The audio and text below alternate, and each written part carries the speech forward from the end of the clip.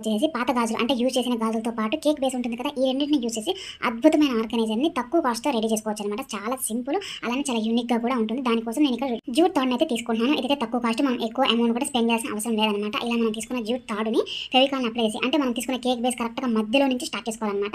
So, మధ్యలో నుంచి ఇలా రౌండ్‌గా చుట్టుకొని ఫెవికాల్‌ని అప్లై చేసి మధ్యలో ఈ జూట్ తాడుని రౌండ్‌గా, అంటే కేక్ బేస్ రౌండ్‌గా ఉంది కదా! పూర్తిగా మనము ఈ జూట్ తాడుని ఇలాగా అతికించుకోవాలి. ఇక్కడ నేను జూట్ తాడుని తీసుకున్నాను కదా! ఈ జూట్ తాడు లేకపోయినట్లయితే మనం ఊలు ఉంటే ఊలునైనా సరే సేమ్ ఇదే ప్రాసెస్‌లోనే మనం రెడీ చేసుకోవచ్చు. ఇంకా ఊలు ఉందనుకోండి, కలర్‌ఫుల్‌గా కూడా ప్రిపేర్ చేసుకోవచ్చు. అంటే హాఫ్ వరకు ఒక కలరు, ఇంకొక హాఫ్ వరకు ఒక కలర్, ఇలా కలర్‌ఫుల్‌గా కూడా మనం ప్రిపేర్ చేసుకోవచ్చు. సో, ఇలాగా మనం తీసుకున్న కేక్ బేస్ మొత్తానికి కూడా ఈ జూట్ తాడుని ఇలా కంప్లీట్‌గా చుట్టుకోవాలి. అలానే సైడ్‌లో కూడా ఈ తాడు అనేది అతికించుకోవాలి. ఇప్పుడు దీని వరకు అయితే కంప్లీట్ అయిపోయింది. అంటే ఇదే మన ఆర్గనైజర్‌కి బేస్ అనమాట. అంటే పై వైపున సైడ్‌లో కూడా కంప్లీట్‌గా మనం అతికించేసుకున్నాము. ఆ తర్వాత మిగిలినది గాజులు అనమాట.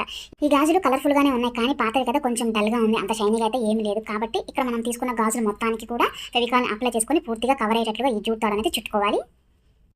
ఇలా గాజులు అన్నిటిని కూడా రెడీ చేసుకున్న తర్వాత ఇప్పుడు మనం తీసుకున్న బేస్‌కి కరెక్ట్‌గా అంచు దగ్గర ఉండేటట్టుగా ఈ గాజులు అనేది అతికించుకోవాలి. అంటే హార్డ్ గ్లూని అప్లై చేసి ఇలా రౌండ్‌గా అతికించుకోవాలన్నమాట. ఇలా గాజులు అన్నిటిని కూడా అతికించుకున్న తర్వాత చూసుకున్నట్లయితే ఈ గాజుల మధ్య కాస్త గ్యాప్ లాగా వచ్చిందన్నమాట. అంటే కలిసిపోకుండా ఉంది. సో, ఆ గ్యాప్ కవర్ అవ్వడం కోసం నేను ఇదే జూట్ తాడుని కొంచెం అంతా కట్ చేసుకొని అలా రౌండ్‌గా చుట్టేసేసి ఆ 2 గాజులు కలిసేలాగా కొంచెం దగ్గరగా లాగినట్లుగా కూడా లాగి అక్కడ చిన్న ముడి వేశాను.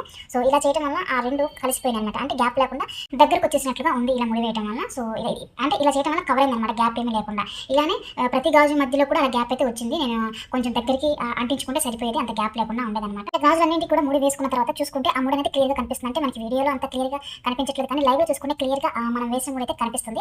ఆ పర్టిక్యులర్‌గా ముడి అనేది కవర్ అవ్వడం కోసం నా దగ్గర ఇలాంటి మిర్రర్స్ అయితే ఉన్నాయి. సో, ఇలాంటి మిర్రర్స్ అనే కాకుండా చిన్న చిన్న ముత్యాలు ఉంటాయి కదా, ఆ ముత్యాలైనా సరే కరెక్ట్‌గా ఆ ముడి కవర్ అయ్యేటట్లుగా హార్డ్ గ్లూని అప్లై చేసి, లేకపోతే ఫెవికాల్‌ని అప్లై చేసినా సరే అతికించుకోవాలి. ఇలా అతికించుకున్నాను. ఇంకా నాకు ఇది కొంచెం డల్‌గా అనిపించిందనమాట. ఇలా అంటే ఆ మిర్రర్స్ అతికించిన తర్వాత కూడా కొంచెం డల్‌గా అయితే అనిపించింది. అందుకోసం మనము ఈ కేక్ బేస్‌కి సైడ్‌లో కూడా ఈ జూట్ తాడు అనేది చుట్టాం కదా, ఆ జూట్ తాడు దగ్గర కూడా నేను ఇలాంటి మిర్రర్స్ అనేది ఫెవికాల్‌ని అప్లై చేసి అతికించుకున్నాను. ఇది పూర్తిగా ఆప్షనల్. మనం అతికించకపోయినా సరే ప్రాబ్లమ్ ఏం లేదు. కాకపోతే నాకు కొంచెం డల్‌గా అనిపించింది, చూడటానికి అంతగా అనిపించలేదు. సో, ఇలాగా మొత్తం కింద బేస్ మొత్తానికి కూడా మిర్రర్స్ అయితే అతికించేసాను.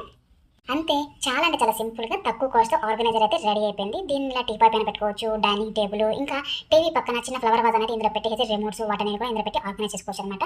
ఇక్కడ మనం తీసుకున్న వస్తువులు ఏంటి అంటే కేక్ బేసు, అలానే పాత గాజులు. సో, ఇలా యూజ్ అయిన వాటిని తక్కువ కాస్ట్‌తో మనకి నచ్చినట్లుగా మనమే ప్రిపేర్ చేసి ఆర్గనైజ్ చేయడం వల్ల మనకి కొంచెం సాటిస్ఫాక్షన్ కూడా ఉంటుందన్నమాట.